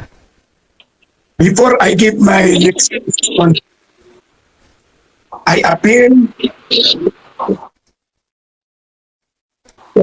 Bro, nawala yung boses mo, bro. Paulit, bro. Paulit, bro. Bro, paulit, bro. Okay, okay. So, Bro Jared, medyo hindi ko masyadong nadinig pero ang naiintindihan ko talaga yung mga pahuling salita mo, bro. Medyo na-offend nga yung ating negative doon. Oo. That's not into the topic. Okay, so nagre-request yung kabilang panig na wag mong gawin. However, bro Jared, hindi ka nakakalabag sa rules ko, ha. Doon lang talaga sa pagmumura kasi yung sa akin. Pero I request, bro, doon sa kabilang panig na na-open siya. So yun lang naman. So nasa iyo yan. So proceed lang sa tanong mo, Bishop. Hindi pa niya ang tanong ko. Pinasabi kasi sa text na sa Matthew 5:17, pinagpatuloy ni Jesus. Bigyan mo ako ng isang teksto na pinagpatuloy talaga. Black and white. Okay. Texto daw sa Busit, bro. Balikin mo. Ito, moderator. Andito na nga mismo sa 5:17 ng Mateo eh. Ano mang nakalagay dyan? Ipagpapatuloy o ipinatuloy. Hindi naman sinabing itinigil. Anong klaseng kautusan? Yung kautusan sa mga propeta at isa sa halimbawa na huwag kasasapaw. Yung sa 6:29 ng unang hari na in Hebrew term, meklait, feminine and unfeminine graven images gaya ni Santa Maria at ng mga Next santo question. ng Iglesia 20 seconds. Sinasabi Next ko, question. sinasabi mo na pinagpatuloy. Objection, moderator? Time stop mo na, time stop mo na, time stop mo na, time stop mo na. Time stop mo na, Bishop. Wait lang, ha. Wait lang, Bishop. Wait lang, Bishop. Brother Jared, meron kang objection, bro. Tapos meron counter objection dito si Bishop naman. Sige, bro. I am under cross-examination. Huwag kang sinabing sinabi ko. Dahil naisulat na to, wala pa ako. Dahil nung binasa ko sa 5:17 ng Mateo, Okay na, bro. Wag ka muna magpaliwanag, bro, ha. So, yung objection dito, ayusin mo yung... naman tanong mo. Wait lang, bro Jared. So, ito, ang objection mo, dun lang naman sa sinabi niya sa sinabi ko. Bishop, meron ka bang counter objection doon before ako hahatol? Ganito na lang ang objection ko. Sagutin na lang niya kung mayroon ba o wala. Okay, okay. So ganito, sa tanong ni Bishop, wala namang problem doon. Kahit pa sinabi mo yon or hindi sa moderator, talagang valid yung question ni Bishop. Ngayon, Bishop, paulit mo na yung tanong, Bishop, tapos tingnan natin kung paano sagutin ng affirmative. Kasi niyan, ipagpatuloy ni Jesus. Kaya, may maipakita ba siyang ebidensya talaga? May- Verse. Na talagang sinasabi lang niya pinagpatuloy. Ano ngayon ang pinagpatuloy? Okay, okay. Ngayon, So meron ba daw so meron ba daw talaga Brother Jared, proceed sa sagot, bro. Moderator, ito sagot.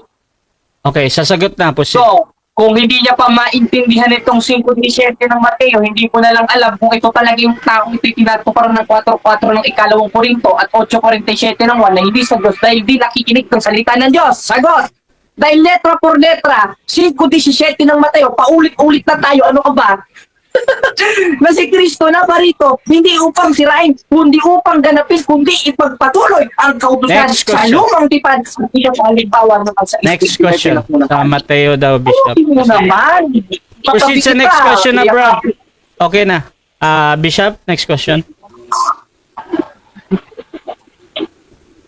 Bishop, next question. Hoy! Bishop, next question, Bishop. ganito, Ano to, wait. Ang gali ko, ayaw sumagot eh. Balik ang Time. 7 Objection, minutes. moderator. Time na bro. 7 minutes na. Question.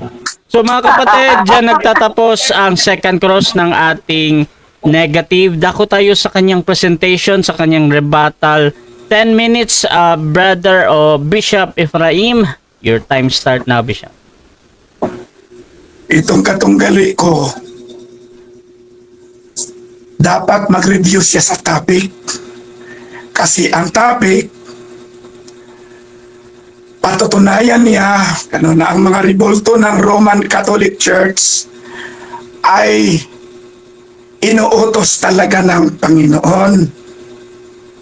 Ay kahit saan na siya patungo, pumunta na siya kahit saan, hindi talaga niya naibigay ang klarong utos ng Panginoon na magpagawa ng image para kay Maria, magpagawa ng image para kay Jesus, magpagawa ng image para sa mga santos. Kahit isang bersikulo, hindi niya nabigay. Kaya kung tanungin ko siya sa gumamit kasi siya ng Mateo 5:17 when Jesus said, I have come not to abolish the law and the prophets but to fulfill them. In fact, yun na verse na yan ay talagang nagpapatibay sa stand ko na indeed ang mga ribulto ng Romano Katoliko ay hindi commanded by God. Kasi ang commanded by God do not make any graven images. Ang daming mga bersikulo ang ipresentar ko. Ang ipresentar lang niya ng mga bersikulo ay para lang yan sa kerubin. At ang context dyan ay decoration sa temple. Wala ng temple in the New Testament after 70 AD. Yung question niya kanina nga hindi ko sinagot, na sasabihin niya about Paul na pumunta sila sa templo, that particular passage was written before 70 AD. So after 70 AD, wala ng temple. So sino na ang temple ngayon? The temple is the temple is our body na. Kay Ephesians 6:19. Don't you know that your bodies is the temple of the Holy Spirit? So ang temple ngayon ay ang bodies na natin.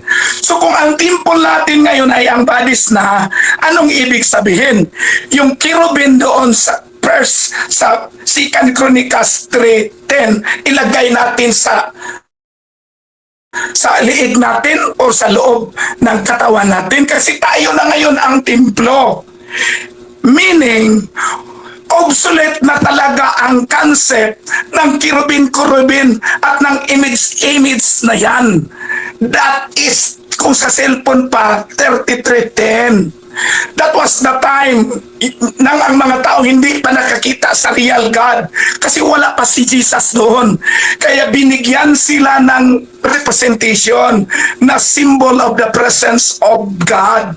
But in the New Testament, when Jesus become real, when the God become person, kita na ng mga tao, and He made Himself, sabi niya, siya na ang temple during His time, meaning wala na talaga yung concept sa image na allowed in the New Testament. Kaya tinanong ko siya kung mayroon bang verse sa New Testament na talagang pinagpatuloy. Ang sabi niya, mayroong verse na ipagpatuloy ni Jesus. Ngayon, hahanapan ko siya ng document kung ano ang pinagpatuloy ni Jesus. Hindi na siya makasagot. Sabi niya ipagpatuloy. Ano ang pinagpatuloy ni Jesus? Wala naman. Because very clear in the New Testament, Jesus never command na yung paggawaan ng mukha ang sarili niya. Walang command si Jesus yan. Walang command si Jesus na paggawa kayo ng kerubin. Walang kuman ang mga apostoles magpagawa kayo ng image ni Mary. Walang kuman ang mga apostoles, mga santos na paggawaan ninyo kami ng mga image. Wala. Kung mayroon man, yung sinasabi niya, 2 Thessalonians 2:15, tradition. Tradition is not historical. Guni-guni lang yan ng mga isip ng mga leaders nila. Ang sinasabi niya na tradition is yung panahon before that particular text in 2 Thessalonians was written. Hindi na pwede i-include mo dyan ang tradition ng images ni Mary, ni Jesus, at ng mga santos na 3rd century na. Huwag mong i-include yan kasi ang tradition gag-mention dyan sa 2 Thessalonians 2:15 referring to the past, and it was not historical. Very clear. When you go to the dictionary, tradition is not historical. It is transferred beliefs from one generation to generation. And it is not necessarily religious. Kung religious man, it is not necessarily factual. Kasi tradition lang nga. Dapat historical lang i-present niya. At wala siyang na-present na Bible verse. Wala siyang na-present na historical evidence. Kung sa lupa pa ang pinag-usapan, ang document na ipresentar niya ay guni-guni lang. Samantalang ang sa aking na-presentar ako ay word ni God from the Bible at from historical, not traditional. So, kahit pagulong-gulingin mo yung ng verses ng Bible, wala ka talagang makikita, mababasa na the Roman Catholic images, mga ribulto ng Roman Catholic Church, example Mary, Jesus, at mga santos, na may isang utos man lang doon sa Bible na sila ay pagawaan. Talagang wala. Therefore, ang tema natin, hindi niya napatunayan. Kasi ang tema very clear, hindi nga, pwede nga natin hindi i-include dito yung worship, yung idolatry. Kasi ang tema natin hindi naman nakapokus sa idolatry. Ang tema natin, is it commanded by God or not? Ang sabi niya, patutunayan niya na ang mga ribulto ng Romano Katoliko, example, Mary, Saints, and Jesus, ay commanded by God. Ngayon may napresentar ba siya? Di kahit 1/2 ng verse, wala. Anong klase niyan? So kung kayo, mga member ng Katoliko, na alam na ninyo na wala talaga yan sa Bible, dapat hindi na ninyo yan gagawin. Hindi na kayo magluhod dyan, mag-bow down dyan. Wala naman yung commandment sa Bible na yan. Klaro, walang commandment yan sa Bible. Bakit? Kung walang commandment, yun ang gagawin ninyo. Pero yung klarong commandment, hindi ninyo gagawin. Kaya huwag na kayong maniniwala sa mga bulaang magtuturo. Ikukot ko rin. Inukot na niya yung John 8:44. Lies and deception ang topic dyan. Satan is the father of lies and deception. So huwag na kayong magpaniwala ng mga turo na wala sa Bible. Yung gamitin lang natin yan ang ating human minds lang ba? Logic, philosophy lang ba? Galing tayo mag-philosophy, mag-insulto. Pero yung ginawa natin, wala namang content. Galing lang tayo sa process, galing lang tayo sa technicality. Yun ang problema. Pero hindi magaling kung ano talaga ang sinasabi ng Bible. Ilang time pa ba natira?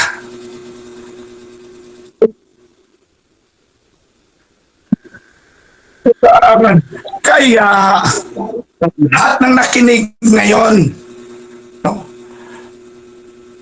mag-aral kayong mabuti. I decree and declare, you will know the truth and nothing but the truth. I apply the blood of Jesus that you will know the truth. No? I cancel spirit of deception, spirit of lies, in the mighty name of Jesus. Hallelujah. The truth will set us free. The real truth will set us free. And nothing but the truth in accordance with the Word of God, the Bible. The Bible is the Word of God considered by the Roman Catholic Church and by the Protestant churches. Lahat ng mga Christian denominations naniniwala na ang Bible ang Word of God. Pero yung tradisyon na sinasabi niya, guni-guni lang nila yun. No? Lalo na kung tradisyon after na nasulat ang particular na verse na yun. Just to prove their unbiblical teachings. Kaya gagawa sila ng mga magisterium, mga tradition. Ano na lang, just to prove their point sa Bible. Okay, thank you, Bishop Ephraim. At dako tayo sa 7 minutes na second cross ng ating affirmative. Brother Jared ng Roman Catholic Church, your time start now. Tanong. Handa ka na ba? Haring Obispo? Ay, ito ang tanong ko. Sabi mo kanina, ang aral ng Iglesia Katolika Apostolika Romana ay wala sa Biblia. Nasa presentation mo ito kanina. Tinatanggap mo ba ito? Yes or no? Categorical. Yes or no? Yes.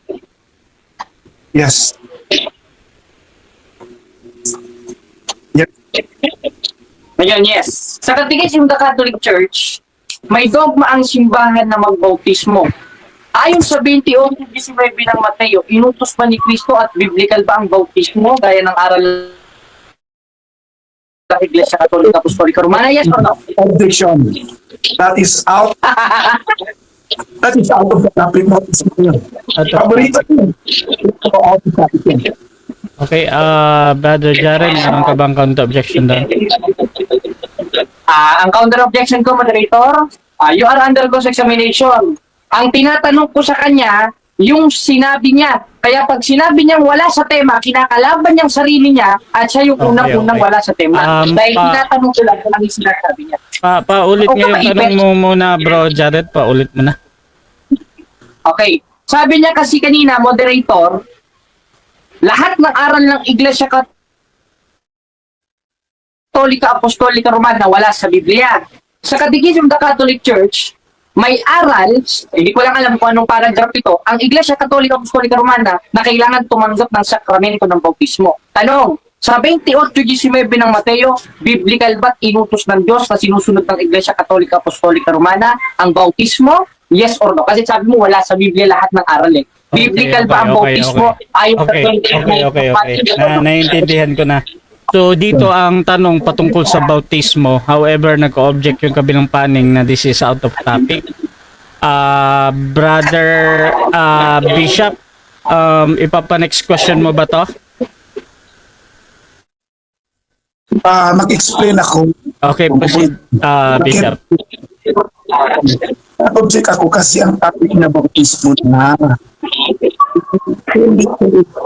ito na yan niya ng Roman Catholic Church ay suko ng Panginoon. Okay. So next question na to, Bro Jared. Sunod na tanong. Sabi mo kanina ulit, walang aral ang Iglesia Katolika Apostolika Romana o wala sa Biblia at katang-isip lamang ang tradisyon. Tinatanggap mo ba ito? Yes or no? Categorical. Oo. Explain ko muna. Objection ko na. Objection mo, Director? Mag-object mo na. Nauna si tapos ikaw naman, Jared, ha? Bro Bishop Ephraim, anong objection mo? Ang tanong niya, dalawa na. Isang content lang ang tanong niya. Okay, isa lang muna daw yung tanong. Dalawa daw yung nakikita ni Bishop doon. Jared, meron ka bang counter objection doon? Ang counter objection ko, moderator, mag-next question siya kung hindi niya kayang sagutin dahil inuubos niyang oras because he is under cross-examination. So ganito, Brother Jared. Ipaulit mo na. Sagutin, pero dalawa yung Oo. tanong mo. Okay na, okay na. So, paulit mo na yung tanong, Brother Jared. Paulit mo na. Isa lang Ang tanong. tanong ko sa kanya, sabi niya kasi kanina, wala sa Biblia lahat ng aral at tradisyon ng Iglesia Katolika Apostolika Romana. Tinatanggap mo ba ito? Yes or no categorical? Okay, tinatanggap mo ba daw yon? Hindi ko tinatanggap. Proceed. Paliwanag. Ito ko paniwanag ko. I don't know if isip ko lang. Kasi hindi naman lahat ng pag-aral ng Katoliko wala sa Biblia. Siguro nagkamali lang ako ng word pero sinasabi, maraming aral ng Katoliko na wala sa Biblia, lalo na sa tradisyon. Kaya yung tanong niya, yun, sagutin kasi siya nagsabi ako na lahat ng Next question. ay Next question. kung nagsabi man ako niya, I'm sorry. Next question. Next question. Kasi Sabi mo, Next question na. Next question na. Next question na. 20 seconds lang. okay na daw. Next question na. Okay na Bishop. daw. Proceed, proceed.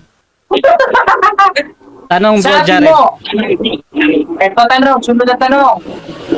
Sabi mo, hindi ko napatunayan kanina sa aking presentation na ang ipinatuloy ni Kristo sa 5:17 ng Mateo ay ang pagpapagawa ng mga larawang inanyuan o banal na naribulto. Tinatanggap mo ba ito? Yes or no? Oo, sagot. sagutin mo nga ang tanong mo. Sagutin ang tanong mo kasi hindi direct. Okay, hindi daw niya. Objection, moderator. Hindi ko na papalampasin ito, moderator. Okay, proceed. Objection. You are under cross. Huwag mo sayangin yung oras, inuubos mo. Ang tanong ko sa'yo, yes or no, matuto kang sumagot. 5:37 ng Okay, okay. Mateo. Okay, Ngayon, so ang tanong ko, moderator, sa 5:17 ng Mateo. Sige. okay, so ganito, ang question dito yung sa yes or no. However, ang sabi ni Bishop hindi niya sasagutin. Yung sagot kasi na hindi doon sa yes or no, bro, Jared, tinatanggap ko yun as a valid answer, ha. So, yung sasagutin yun yung parang ano doon, continue sa pagpapaliwanag pa. So, proceed lang, bro, sa next question, bro. Hindi daw. Okay, sunod na tanong. Sa 5:17 ng Mateo, sabi mo wala akong napatunayan. Ngayon, premise yun ha. Kung wala akong napatunayan, yung sa 3 ng ikalawang kronika ba, utos ba yun sa propeta na magpagawa ng banal na larawan? Yes or no? Google question pa rin. Objection mo ano? Objection, proceed. Hindi yung tanong mo. Parang 3, 6, 5, 10. Bro? Oy! Ibon na! gumamit ka na pagkatapos lumipat ka mas your question is next. Tanong ka sa Mateo. Okay, Okay, sunod na tanong. Okay, proceed sa question lang. Ganito, brother Bishop.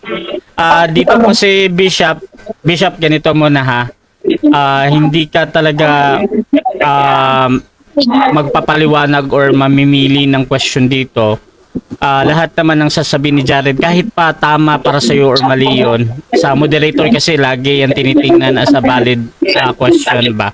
So brother Jared, magko-continue ka lang naman sa pagtatanong, bro. Proceed ka lang at tingnan natin. Bro. Proceed, bro. Time ratio. Okay, sunod na tanong. Sa 3 ng ikalawang kronika, hindi ba larawan ng Iglesia Katolika yon o larawan ng Iglesia Katolika? Yung banal na ipinagawa ng Diyos. Yes or no? Katolika. By that time, wala pa ang Roman Catholic Church. Next question. Ngayon, hindi yun ang larawan ng Iglesia Katolika. Yung pinagawa ng Diyos sa 3 gis ng ikalawang kronika na kerubin, may pakpak ba yun gaya ng hawak ko ngayon na larawan ng Iglesia Katolika Apostolika Romana? May pakpak o walang pakpak? Alam ko kung may pakpak. Pero Objection, moderator? Hindi. Objection, bro, Jared. Anong objection, bro? Ang tanong ko sa kanya, may pakpak o walang pakpak? Ang tanong ko sa iyo, categorical. Sumagot ka categorical. Naiipit ka na eh. Okay, Naiipit okay. ka na obispo ka eh. Okay na. Brother Bishop, meron ka bang counter-objection doon? sinagot ko na nga, alam ko may pakpak yan. Okay. So, sinagot naman Brother Jared, alam niya na may pakpak. Bishop, meron kang 20 segundo ng pagpapaliwanag. Proceed ka lang, ha? May pakpak yan. Kaya nga hindi yan ang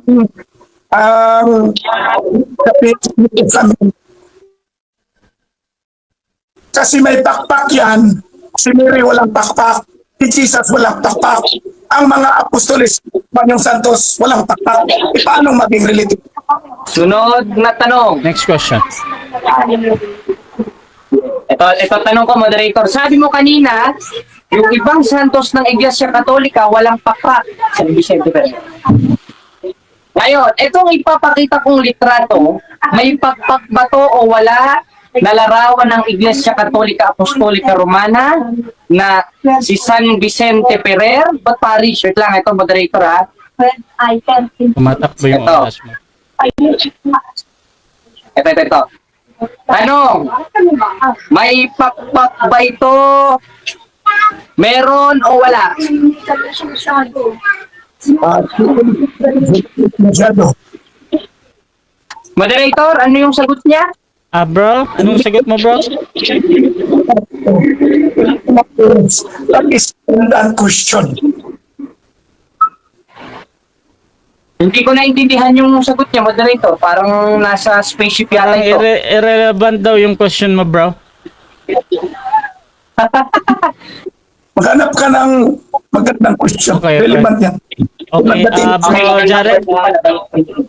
Okay, ngayon sabi mo kanina, maghanap ako ng magandang question. Ngayon, sa 3 gis ng ikalawang kronika, ano ang kahulugan ng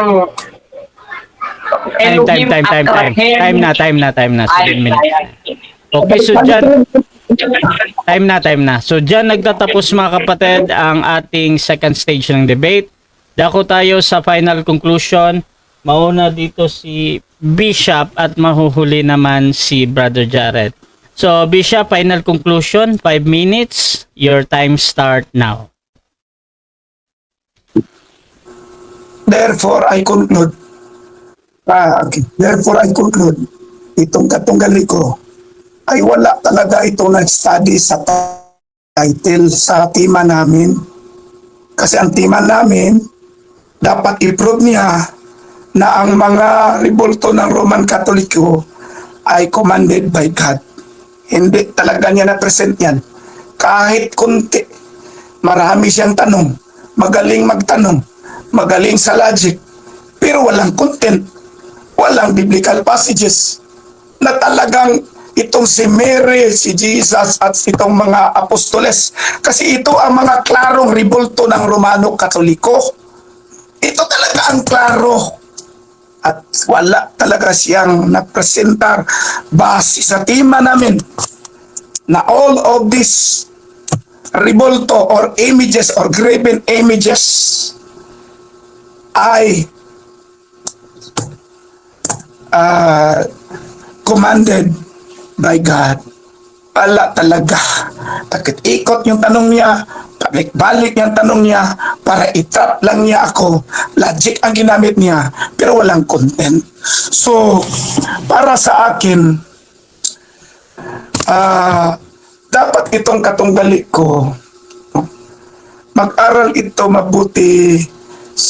Hindi siya basta-basta tatanggap ng tema kung hindi niya istadihan kung ano yung tema. Klaro naman sa tema, no? It should prove, dapat i-prove niya na talagang commanded by God. Yun lang. iba lang, huwag nang aalis na kahit saan. Tanungin pa tayo ng Greek, ng Hebrew, redundant naman, may pakpak ba or anong klase mga tanong yan na umiwas man siya na dapat ang rule niya magbigay siya ng mga ebidensya, mga biblical passages, verses na talagang mayroong command sa Bible. Kung sabing ipagpatuloy ni Jesus, dapat mag-present siya ng ebidensya na talagang ipinagpatuloy ni Jesus. Kung may nasabi man ako kanina na lahat ng mga turo ng Romanong Katoliko ay wala sa Biblia, slip of the tongue siguro yun.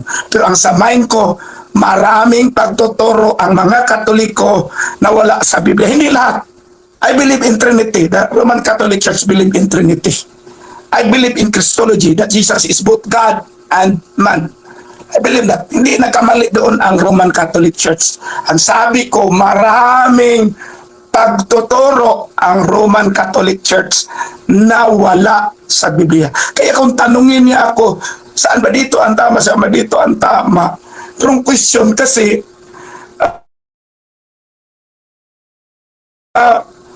kung sabihin niya sa tradisyon, ang premise ng tanong niya, kung sasabihin, sinasabi no na lahat ng pagtuturo ng Roman Katoliko ay mali.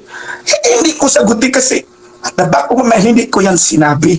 Pero kung sasabihin mo, according to tradition, adyan, basta tradition ninyo after the New Testament books, wala talaga yan. Guni-guni lang yan. Ginawa lang ninyo yan to defend your unbiblical teachings para maging parang biblical. Halimbawa, itong mga saints ninyo, pinagawaan ninyo ng ribulto, si Jesus pinagawaan ninyo ng ribulto, mga teachings man ito ninyo 300 AD.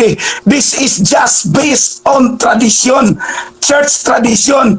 Guni-guni lang ninyo ito. Hindi ito commanded by God.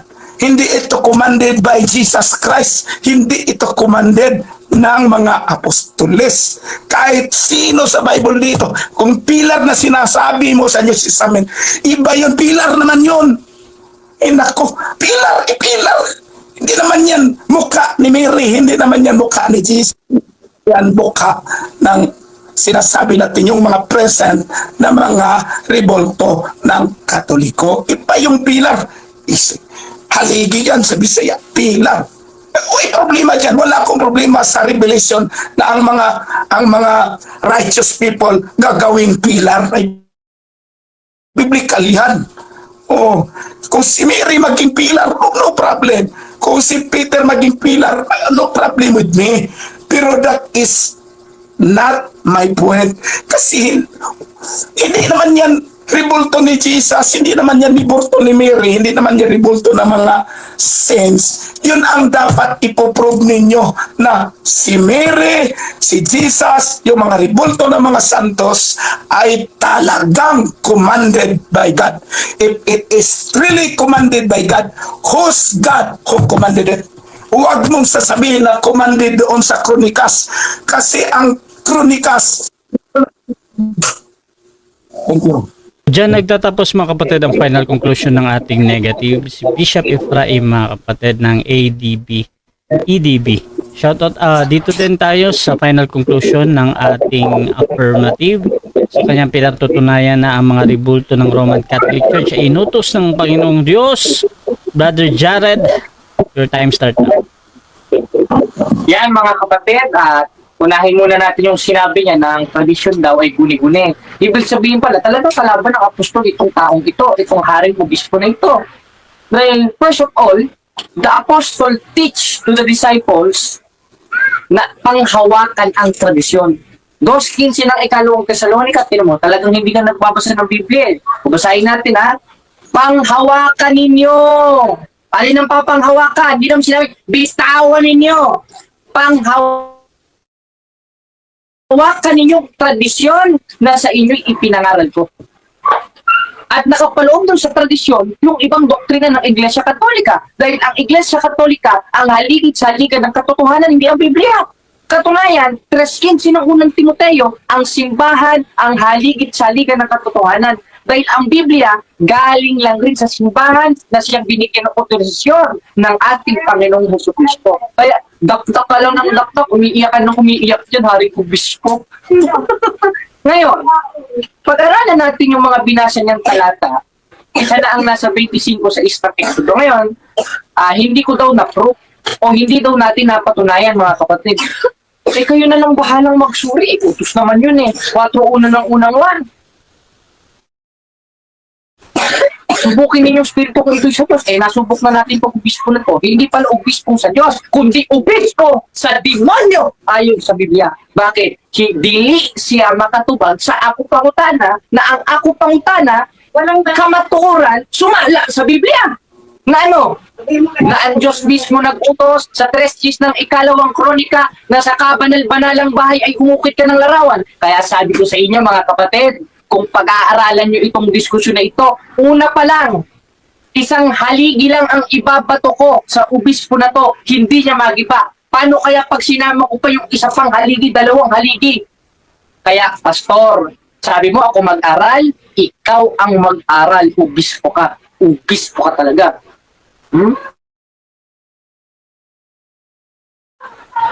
Kaya yung mga miyembro mo, niloloko mo, nakakaawa, pati matatanda, inaasay nyo din sa EDBC ba yan? Ano ba yan?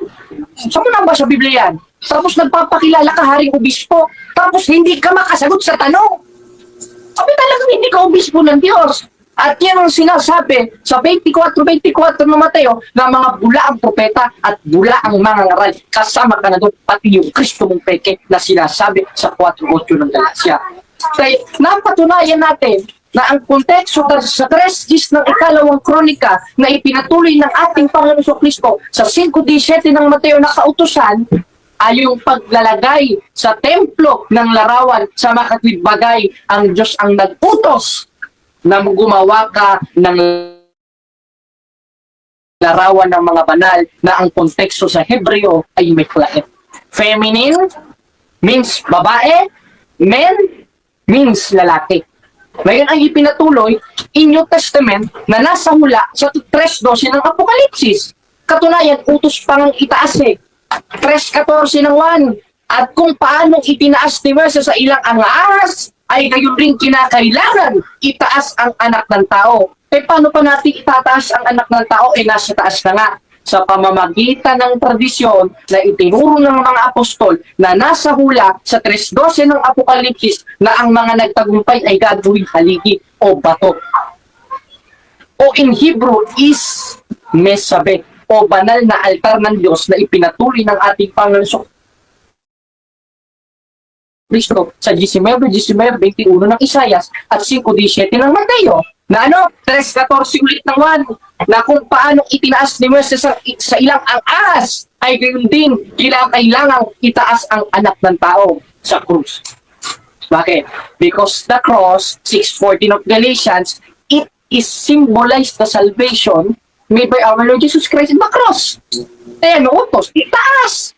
Pero tinataas nila yung pagka-obispo niya, yung corona niya. Kung tinan niyo, kung papansinin niyo yung FB niyan mga kapatid, yung corona niya galing yata sa Shopee. Kung tinan mo, tapos meron pa siyang kapa, dinay pa si Superman. Hindi pa ngayon sultoy pa. Because this is my opinion according to the Bible. That this preacher, this bishop, is a false bishop and false prophet according to our Lord Jesus Christ, written in 24:24, Book of Matthew, that this preacher is blind according to Apostle Paul